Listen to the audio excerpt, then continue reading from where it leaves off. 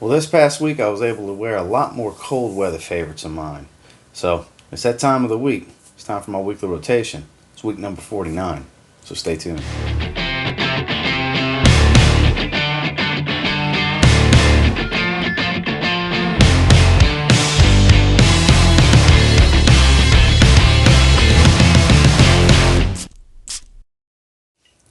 Starting off on Sunday is one that's been getting a little bit of hype here lately in the community. People have been talking about it more and more because supposedly it's recently discontinued, which makes me feel very happy that I have the big bottle and a backup 60 ml back when they were circling the rack stores.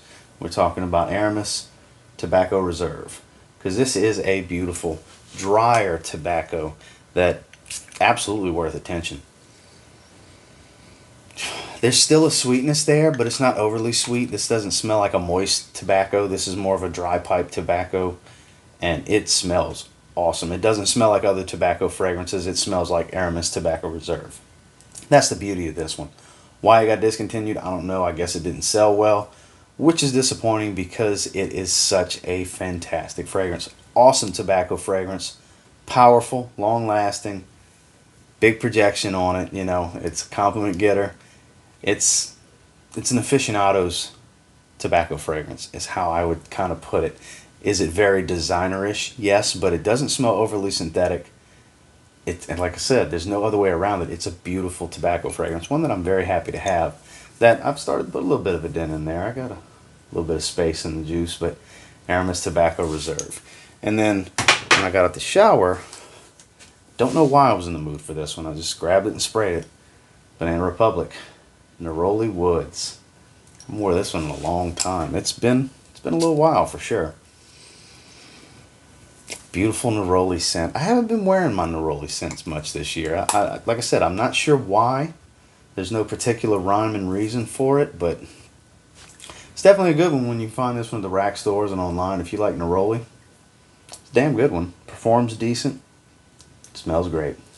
Moving into Monday, now this is one of the new limited releases from the house. I actually did do a full review earlier in the week. I'll put that video right there if you want to check it out. It's from Zaharoff, Signature Noir. This is a beautifully mysterious masterpiece, dare I say it. So the incense is hyped up on this one. It's cranked up quite a bit, at least on my skin. That's what I get to my nose. You still smell the signature pour homme DNA in here, but as it starts to dry, I find the frankincense note is just a dominating note in this fragrance. It's beautiful. It screams nighttime, but at the same time, it's got a wearability and versatility to where I really feel like as long as you like incense, you can do anything with this. There's still a little bit of citrus up top, and there's a fruitiness, but it's got the woods, it's got the myrrh, and that incense. It's got, like I said, the heart of signature pour homme, just with a few things turned up, a few things turned down, and a few things removed. Beautiful, beautiful fragrance. There's still a few bottles left from what I understand. Definitely check the link below. Zaharoff, Signature Noir. Some really good stuff. And then when I got out the shower that night, Ed Hardy, Hearts and Daggers. Random selection for out the shower fragrances this week. I am getting very, very low on this bottle. I do have another 50 ml ready to go when I run out of this one day. Just like with Love and Luck, I'm a little less than halfway through that 100 milliliter bottle, and I have a backup 30 ml that's ready to go in the event one day. This is actually a very, very good fragrance that doesn't smell like a lot of other things. It's in the same vein as a lot of other slightly boozy, fresh, spicy fragrances because it does have a martini note in it. Okay performance, you know, nothing special. Maybe a 5-ish hour fragrance, but it smells great.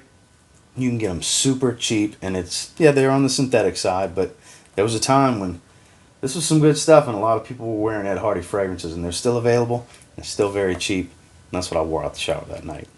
Moving into Tuesday, it finally got cold enough to where I could start busting this one out. From Happy Land Studio, El Gudo.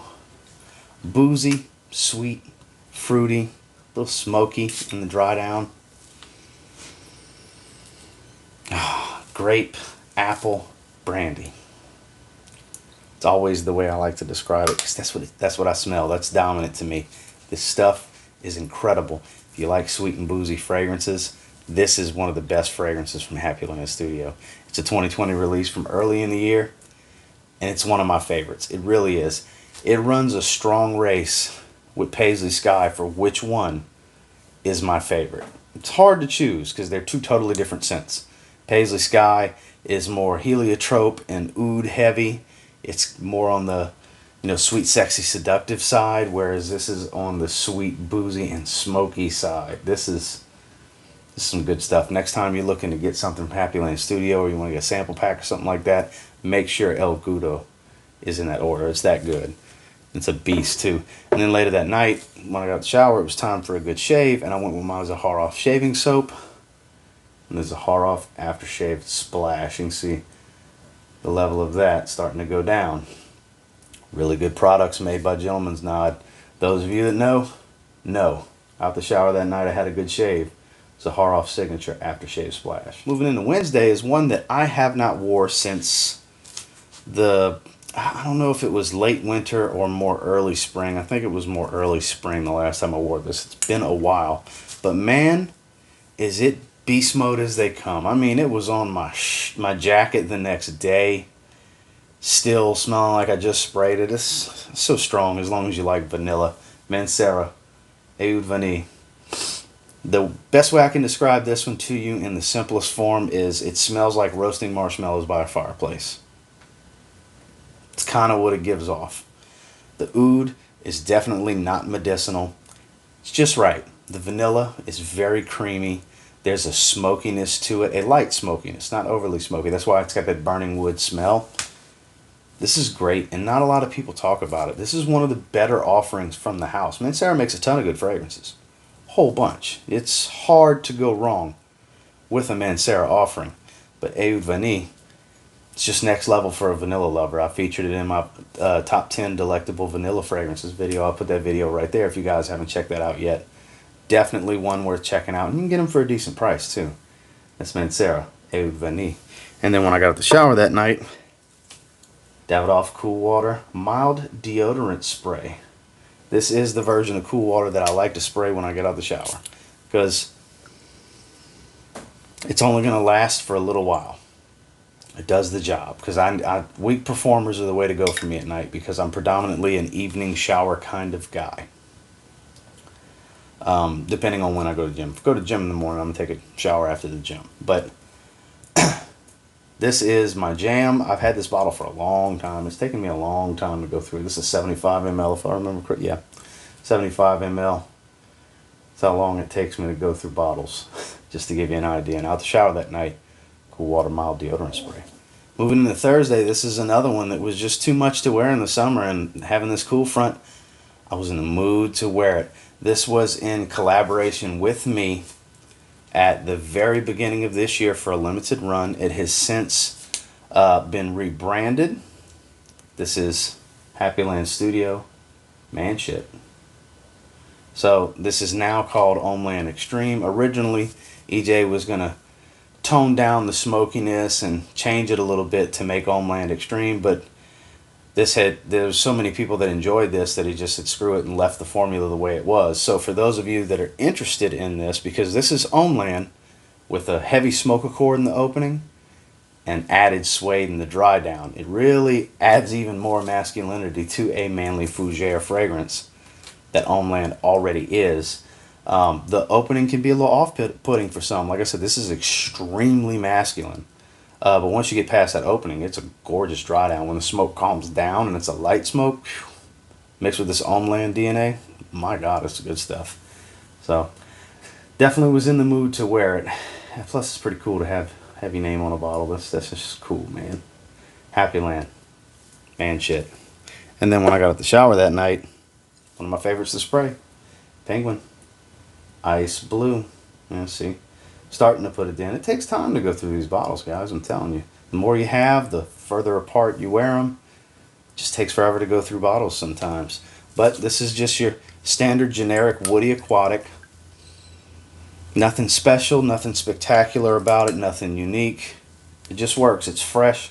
You can get them cheap, $15 and below at the rack stores. It's just an easy, safe Bye. Out the shower, Penguin, Ice Blue. Moving into Friday, I was definitely in the mood for it, and be easy on the sprays, because I had went to hug my wife hours into wearing this one, and she hit me with the, oh wow, that is strong, did you just spray that? No, it had been like 5 or 6 hours. Byredo, Oud Immortelle. This stuff is no joke. Beast mode fragrance for sure. One of the fresher, more easy to wear ouds, I find. The limoncello note that's in Oud Immortelle really adds an ease of wear to the oud that's in here. This is one of my favorite oud fragrances for that reason, because I find it's got a pretty good level of versatility. It's a more flexible oud, if you will. Natural smelling, beautiful, and that limoncello, it just adds this level of depth that none of my other oud dominant fragrances have. It's powerful though. Be easy on the sprays. Oud Immortelle from Byredo. And then when I got out the shower that night, I had just received a package that day and I wanted to start wearing it and start testing. So I just busted it out. From Abel Odor. This is Cyan Nori. It releases today officially in the States. And I will be doing a full review on it. I have been wearing it the last 2 days. I love this stuff. I don't know if you can see the A. And I'll have to get a different camera angle for the, if you can see the A. Holds tight, magnetic caps. You know, I love my magnetic caps. A good magnetic cap too. This stuff is the most natural, fresh fragrance I have ever smelled. Very, very, very complex. I mean, non-complex note breakdown. These are vegan friendly. These are 4 notes: seaweed, tangerine, white peach, and a plant-derived musk. I won't go into too heavy detail, but when I tell you this stuff is incredibly natural. Tangerine juice. You know what I mean? It's pretty much what it smells. I mean, it's just, it's incredible. We'll dive more into this on Monday, but man, I'll tell you what, this fragrance is incredible, and it's Abel Cyan Nori was what I sprayed out the shower. Now moving into Saturday, I sprayed it again the following day. It was my scent of the day. I did refresh. I wanted to keep this juice on my skin as much as I could so I can give you my genuine thoughts on everything. The stuff is great, y'all. I'm telling you. Is it cheap? No, but there are 2 ml samples and 15 ml travel sizes. They're going to be available through Twisted Lily. I will put the link for this down below for those of you that are interested in checking it out. It's almost like a more orangey, niche version of Versace Mano Fresh almost. It has a fresh, spicy quality to it, but the seaweed in it, there's a bitterness up top in the initial spray that starts to fade after a few seconds. Then this tangerine, I'm telling you, it's amazing. Then there's a salty, musky aquaticness that's not bitter the rest of the way through, and the tangerine hangs out for several hours. It's just so good, guys. I'm telling you, it really is, and that's Abel Cyan Nori. And then when I got out the shower last night, it was time for a good shave, so I busted out my Sandpiper Sterling shave soap, and then I also used the Sandpiper aftershave splash. It smells like La Nuit de l'Homme from YSL. It smells great, and it's quite powerful for the first hour, and it goes on into a second hour of being very present on my skin. Skin feel on it is great. I used a very aggressive razor and blade last night, so when I put my alum block on, it started stinging like crazy. And when I hit this on my skin, oh, it was Home Alone type of stuff. It was, yeah. So thank God for really good aftershave splashes when you use really aggressive razors. But out the shower that night, Sandpiper from Sterling Soap Company. Well, guys, that was week 49. And until next time, do me a real quick favor. Go ahead and like, comment, subscribe. I do appreciate all the feedback. I love hearing from you guys. What did you wear this week? Let me know down below. We're officially full go in Salute to Service Month. Make sure to salute your troops and your Army veterans when you see them and thank them for their service. I definitely am ready to go with my Salute to Service gear for this year. And until next time, I will say, if you get your hands on any of the fragrances discussed in this video and you give them a spray now, pretty confident you'll thank me later. Have a good one, guys.